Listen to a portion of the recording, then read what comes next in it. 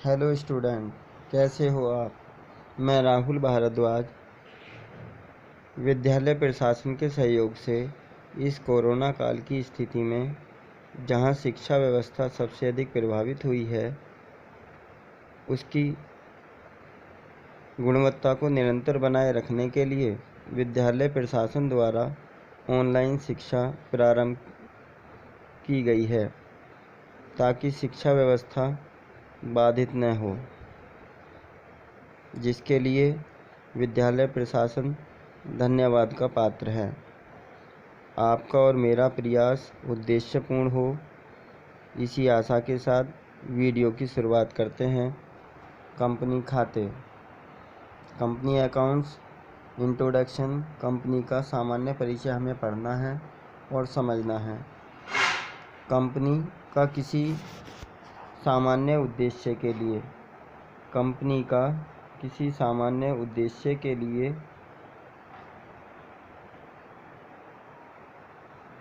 निर्मित बहुत से व्यक्तियों की ऐच्छिक संघ से है। कंपनी का आशय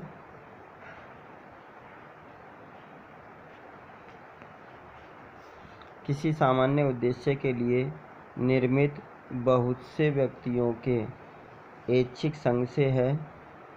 इसमें दो महत्वपूर्ण बातें शामिल होती हैं। तो कंपनी क्या है? कंपनी व्यक्तियों का एक ऐच्छिक संघ है जिसका निर्माण किसी सामान्य उद्देश्य की पूर्ति के लिए किया जाता है। इसके संबंध में दो बातें महत्वपूर्ण हैं। पहली बात है, संघ के सदस्य इतने अधिक हों कि उसे उचित रूप से एक वैधानिक फर्म नहीं कहा जा सकता है। जैसा कि हम जानते हैं कि साझेदारी फर्म में साझेदारों की अधिकतम संख्या 50 होती है, जबकि न्यूनतम संख्या 2 होती है। एकल व्यापार में एक ही व्यक्ति द्वारा व्यापार का संचालन किया जाता है। यदि संख्या 50 से अधिक होती है तब वह व्यापार कंपनी का रूप ले लेता है। तो इसमें जो मुख्य बिंदु में एक पहली बात कही गई है वो यही है कि यदि 50 से अधिक व्यक्तियों की संख्या होती है तो कहीं ना कहीं वह कंपनी का रूप कहलाती है। और दूसरी बात है, प्रत्येक सदस्य संघ में अपने हित को अन्य सदस्यों की सहमति के बिना हस्तांतरित कर सकता है।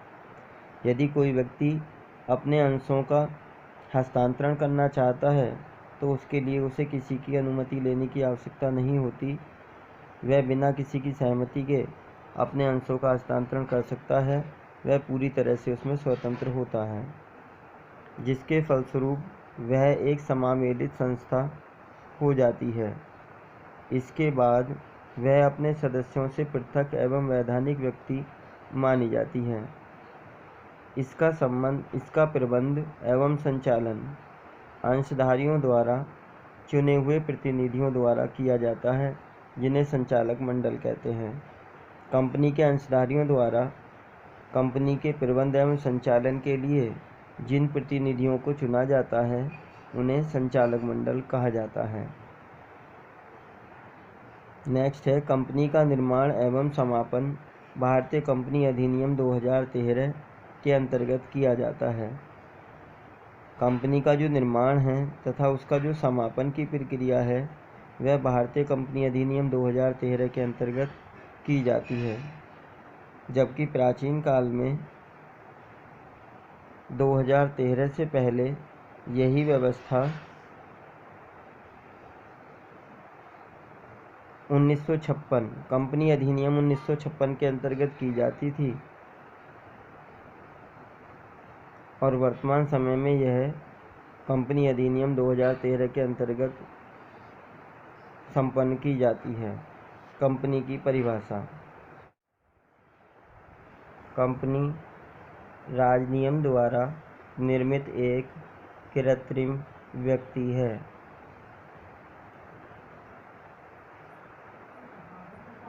एक कृत्रिम व्यक्ति का रूप दिया गया है कंपनी को, जिसका पृथक अस्तित्व होता है, जिसका कंपनी और कंपनी के सदस्यों का अलग अलग अस्तित्व होता है स्थायी उत्तराधिकार होते हैं और एक इसकी सार मुद्रा होती है। सार मुद्रा मीन्स होता है इसकी एक सील होती है, एक मोहर होती है जिसके आधार पर यह कार्य करती है। तो प्रोफेसर हैने ने कंपनी को एक कृत्रिम व्यक्ति बताया है जो व्यक्ति न होते हुए भी व्यक्ति के रूप में कार्य करता है। यह परिभाषा कंपनी की आधारभूत विशेषताओं को पर प्रकाश डालती है। नेक्स्ट परिभाषा है भारतीय कंपनी अधिनियम 2013 की धारा 2 अंडर सेक्शन 20 के अनुसार कंपनी का आशय इस अधिनियम अथवा इससे पिछले कंपनी अधिनियम के अधीन निर्माण एवं पंजीकृत कंपनी से है, अर्थात वह कंपनी जिसका निर्माण कंपनी अधिनियम 1956 या कंपनी अधिनियम 2013, जैसा कि इसमें बताया गया है कि इस अधिनियम 2013 अधिनियम या इससे पिछले अधिनियम के अधीन निर्मित हो कंपनी या उसका पंजीकरण किया गया हो, वह कंपनी कहलाती है।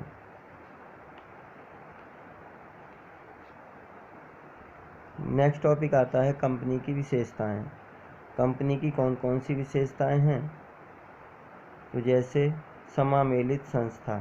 समामेलित संस्था का मतलब है कि कंपनी का निर्माण की समस्त प्रक्रिया कंपनी अधिनियम वर्तमान अधिनियम 2013 के अनुसार संपन्न की जाती है।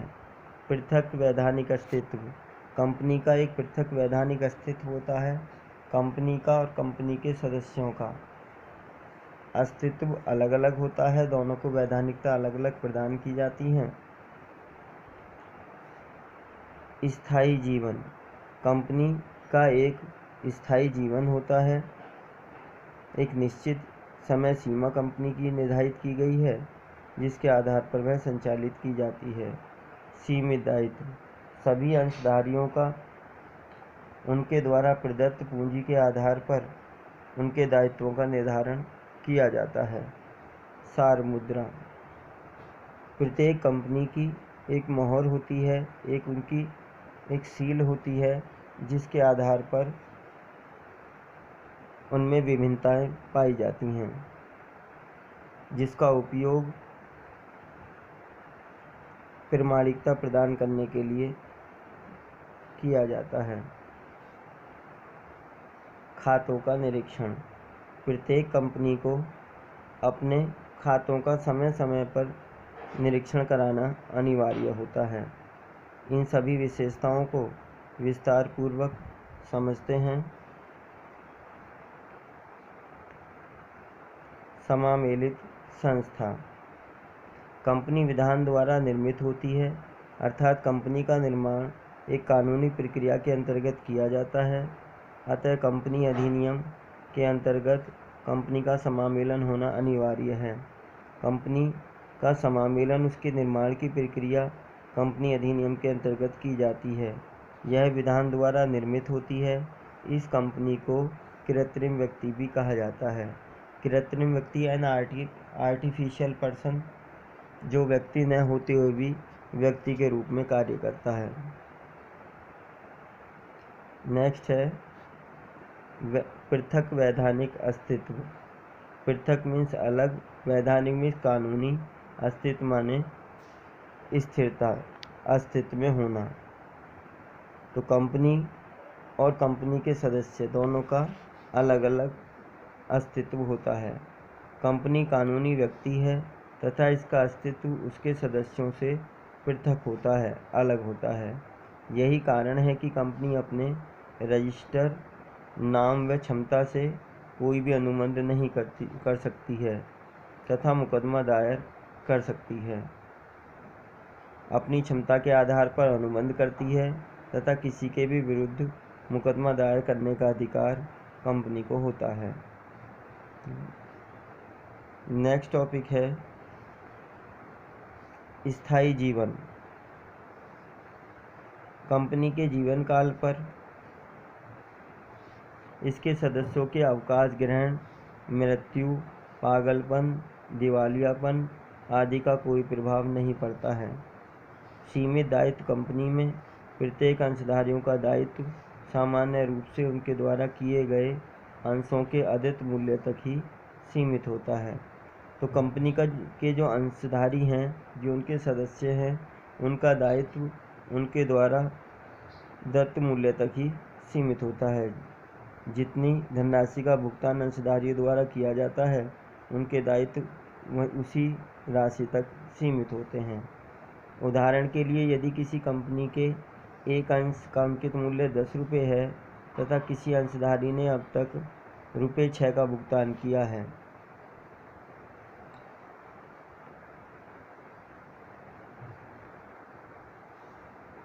तो उससे रुपये 4 प्रति और मांगे जा सकते हैं। तो कंपनी द्वारा उससे 4 रुपये जो बकाया धनराशि है वह भी मांगने का कंपनी को पूर्ण अधिकार होता है। नेक्स्ट है सार मुद्रा, कॉमन सील। कंपनी एक कृत्रिम व्यक्ति है।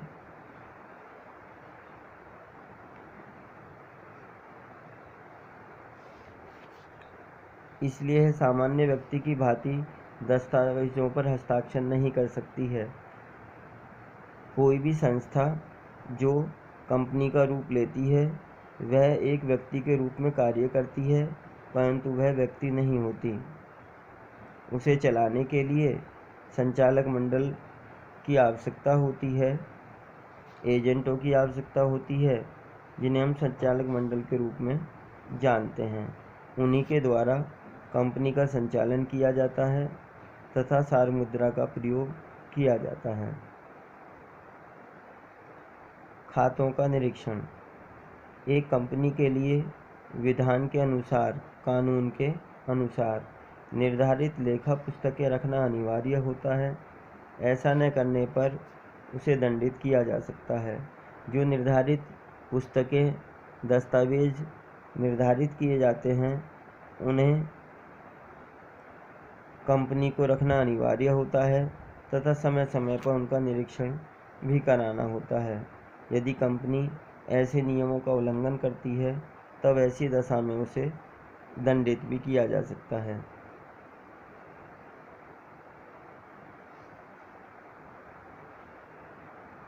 इसी को इंग्लिश मीडियम में हमें समझना है। Meaning of company. From today the company is formed for a general purpose from describe associational of many people. It includes two important things. जैसा कि हम पहले डिस्कस कर चुके हैं कि इसके अंदर दो मुख्य बिंदुओं को शामिल किया जाता है। It's union has so many member that is can not be properly called a स्टेटरी firm. यदि एक निश्चित व्यक्तियों की संख्या से अधिक संख्या इसमें पाई जाती है तो कहीं ना कहीं यह निजी कंपनी, प्राइवेट कंपनी और पब्लिक कंपनी का रूप ले लेती है। पार्टनरशिप में मैक्सिमम लिमिट 50 है। यदि उससे अधिक संख्या पाई जाती है तो कहीं ना कहीं फिर यह कंपनी का रूप धारण कर लेती है, कंपनी के फॉर्म में आ जाती है, जिसमें मोर देन 50। प्राइवेट कंपनी में हाईएस्ट 200 मेंबर होते हैं, जबकि पब्लिक कंपनी में नो लिमिट मेंबरों की संख्या रखी गई है। तो एक निर्धारित संख्या से अधिक होने पर इसे कंपनी का रूप कहा जाता है। सेकंड है each member association has may transfer her interest without the consent of other members, as a result of which she became the imported body, after which she is considered a separate and statutory person from its member. बिना किसी permission के, बिना किसी के interfere के हम अपने शेयरों को ट्रांसफ़र करते हैं। प्रत्येक शेयर होल्डर के पास यह राइट्स होता है कि वह किसी भी बिना परमिशन के अपने शेयरों को ट्रांसफ़र कर सकता है।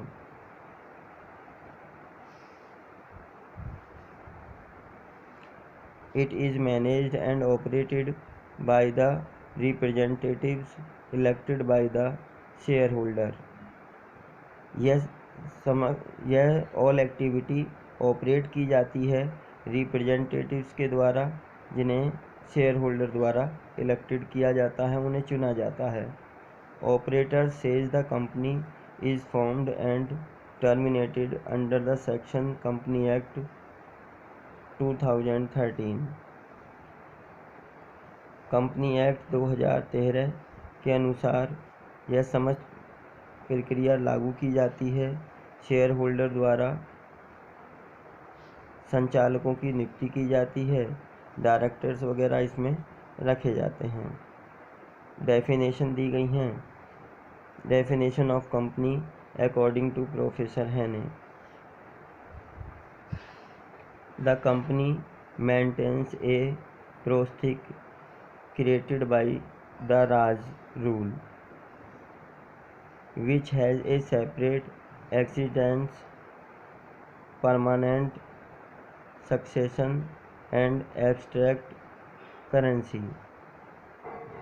This definition is based on the basic characteristics of the company. Professor हैने के द्वारा जो पॉइंट शो किए गए हैं वे कहीं ना कहीं कंपनी के कैरेक्टरिस्टिक्स को शो करते हैं। सेकंड डेफिनेशन है, as per section 2 under section 20 of Indian company act 2013, the company is mean to be a company registered and constructed under this act और द प्रीवियस कंपनी एक्ट। जैसा कि पहले भी discuss कर चुके हैं कि कंपनी एक्ट 1956 जो हमारा प्रीवियस एक्ट है और 2013 जो हमारा करंट ईयर में यूज़ किया जा रहा है, इन दोनों के अकॉर्डिंग यदि किसी कंपनी को ऑपरेट किया गया है, रजिस्टर्ड किया गया है, तब वह कंपनी का रूप कहलाती है। Features of company. Incorporated association, the existence of a permanent life limited liability common seal is an institution involving the inspection of account, so it is mandatory to have a conversation of the company under the company act. Company act द्वारा जिसका निर्माण किया जाता है वह वैधानिक रूप से एक कंपनी का रूप मानी जाती है। सेपरेट लीगल एंटिटी, जैसा कि पहले भी डिस्कस किया जा चुका है कि कंपनी और उसके मेंबर, इन दोनों की रेस्पॉन्स अलग अलग होते हैं, दोनों की लायबिलिटीज़ अलग अलग होती हैं, एक दूसरे से इफ़ेक्टिव नहीं होती। कंपनी को राइट्स होता है कि वह किसी के भी विरुद्ध क्लेम कर सकती है। दोनों की एंटिटी, दोनों के रेस्पॉन्स अलग अलग होते हैं। नेक्स्ट है existence. There is no effect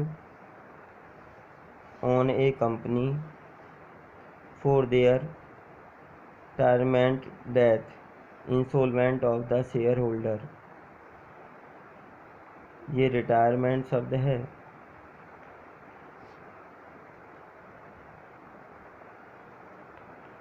retirement, death, insolvent of the share holder.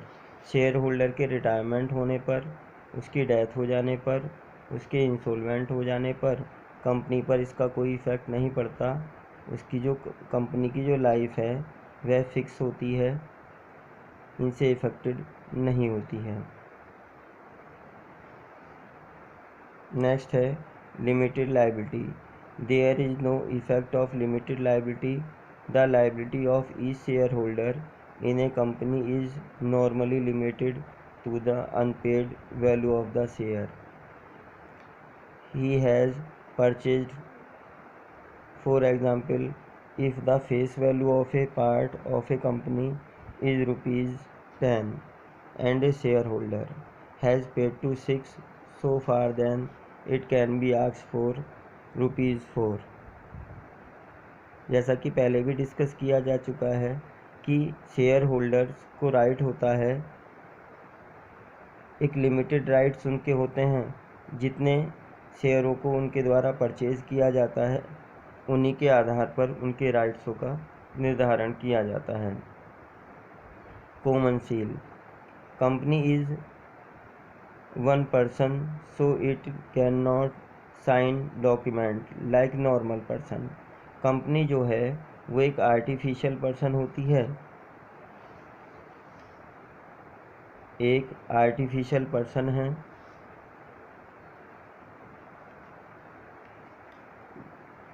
जिसे एज्यूम किया जाता है कि वह एक कृत्रिम व्यक्ति है। वह व्यक्ति जो व्यक्ति न होते हुए व्यक्ति का रूप माना जाता है, वह सामान्य व्यक्ति की तरह कार्य नहीं कर सकती, जिसके लिए उसे एजेंटों को नियुक्त करना होता है जो हमारे ऑपरेटर कहलाते हैं। उन्हें ऑपरेटर और डायरेक्टर का रूप दिया जाता है, जिनके द्वारा कंपनी को संचालित किया जाता है। कंपनी की जो सील है वह उसे उनके द्वारा किए गए कार्यों को वेरीफाई करती है। नेक्स्ट है maintenance of books. It is compulsory for a company to keep the prescribe books according to the law. जो लॉ के द्वारा प्रेस्क्राइब्ड बुक्स हैं, कंपल्सरी बुक्स हैं, अकाउंट्स वगैरह हैं, उन सभी को मेंटेन करने का काम भी कंपनी को करना होता है। वह कंपल्सरी होता है। It can be punished for not for doing so. यदि कंपनी ऐसा नहीं करती तब उन्हें पनिशमेंट भी दिया जाता है। तो स्टूडेंट, आज की वीडियो में हमने meaning of company, definition of company according to professor Haney as per section 2 under section 20 of Indian company act 2013 features of company के बारे में पढ़ा और समझा।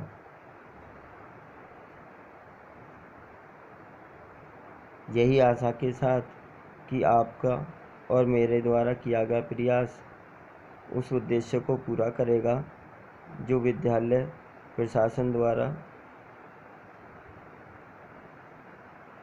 पूरा किया जाने का प्रयास किया जा रहा है। धन्यवाद दोस्तों। यदि आपको यह प्रयास अच्छा लगा हो तो ऐसी वीडियो आगे देखने के लिए चैनल को सब्सक्राइब करें, वीडियो को लाइक करें तथा ज़्यादा से ज़्यादा अपने दोस्तों में शेयर करें। धन्यवाद।